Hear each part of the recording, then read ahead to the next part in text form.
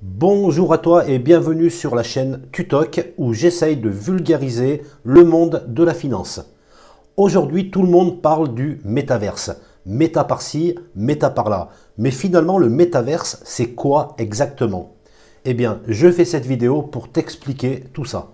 Alors, il y a plusieurs phases dans le métaverse et la phase finale, si on peut dire ça, car on ne sait pas jusqu'où on ira avec cette technologie, car tout est possible. On nous annonce que le métaverse aura un impact irréversible sur nos vies de tous les jours. Il suffira de porter des lunettes de réalité virtuelle pour se connecter dans un univers 3D totalement parallèle où l'on pourra faire exactement les mêmes choses que dans la vie réelle, mais bien plus facilement. C'est-à-dire voyager, travailler, visiter des pays, se réunir avec des amis de l'autre côté du monde pour faire des activités ensemble, faire du ski ou une balade dans une forêt tropicale, participer à des spectacles, acheter, vendre des objets, etc., etc. Alors bien sûr, ça peut faire sourire, mais ce monde, c'est pour demain, c'est pas dans 50 ans. La preuve, c'est que c'est déjà en route et la première phase a déjà été atteinte.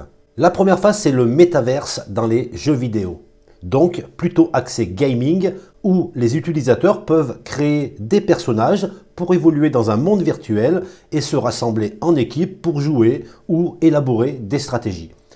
Alors bien sûr, c'est un métaverse très centralisé car il est développé sur le jeu lui-même et il n'y a pas de lien entre les mondes métaverses de plusieurs jeux. Néanmoins, c'est une première phase qui est réussie et qui attire de plus en plus d'utilisateurs. Alors oui, c'est du gaming, mais par exemple, Fortnite a tenté une expérience de proposer un concert exclusif diffusé en ligne seulement dans le monde virtuel du jeu.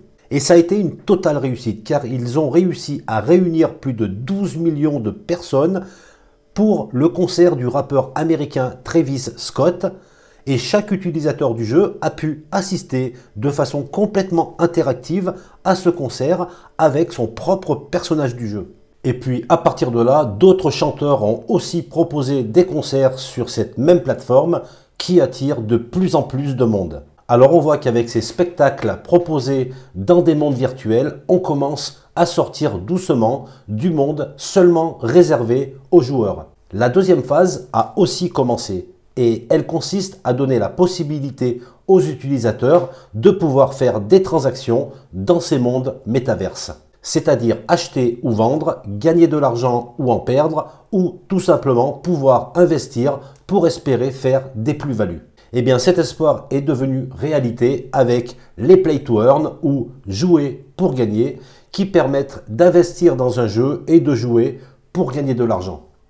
Un des premiers jeux à le proposer a été Axie Infinity avec un univers inspiré des Pokémon où tout le monde peut jouer pour gagner des crypto-monnaies. On peut gagner de l'argent en participant à des batailles ou en élevant avec minutie des Axies et faire une plus-value en les vendant sur le marché.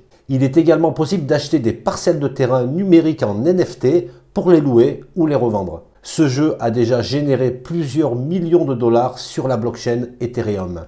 Et les meilleurs joueurs peuvent gagner jusqu'à 400 $ par jour avec la contrepartie seulement de jouer à ce jeu. Et aujourd'hui, c'est même devenu une mode et de nombreux jeux sur les blockchains proposent ce type de play to earn.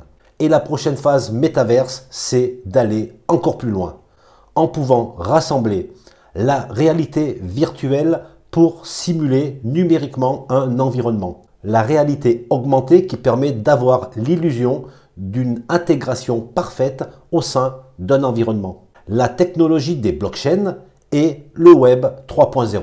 Pour que ce monde virtuel métaverse soit une illusion parfaite de la vie réelle, nous aurons besoin de faire des transactions comme on peut en faire tous les jours. Dans ce nouveau monde, les crypto-monnaies remplaceront l'argent, les NFT remplaceront les objets et les organisations décentralisées qu'on appelle les DAO remplaceront les entreprises que nous connaissons dans notre monde réel. Et ces DAO pourront payer les utilisateurs en crypto-monnaie en échange de services, ce qui permettra à ces utilisateurs d'acheter des NFT.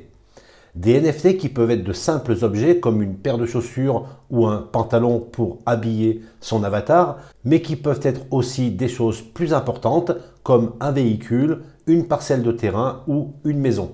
Et ceci de façon totalement décentralisée, sans passer par nos banques traditionnelles. Il suffira d'avoir un wallet comme MetaMask pour interagir avec le monde métaverse. De plus, la technologie blockchain s'intègre parfaitement à cet environnement avec la possibilité de pouvoir tracer toutes les transactions, mais aussi de stocker ses NFT, de prouver son identité numérique et d'échanger les cryptos contre de l'argent fiat ou l'inverse. C'est vraiment fascinant et inquiétant en même temps. Mon but en réalisant cette vidéo n'est pas de lancer un débat sur le fait qu'on aime ou pas le métaverse, mais je me positionne plutôt comme un investisseur qui a tout simplement envie de vous faire partager mes recherches. Car je pense que la technologie des métaverses a un très bel avenir devant lui et sera incroyablement lucrative. Et commencer à se positionner maintenant sur des projets dans ce domaine sera vraiment très rentable dans les prochaines années. Merci à toi d'avoir suivi cette vidéo jusqu'à la fin. Si ce contenu t'a plu, pense à t'abonner pour aider la chaîne à être mieux référencée. Alors si je constate que cette vidéo est un succès, alors j'en ferai une autre sur la manière d'investir maintenant dans le métaverse. Sur ce, je te dis à très vite.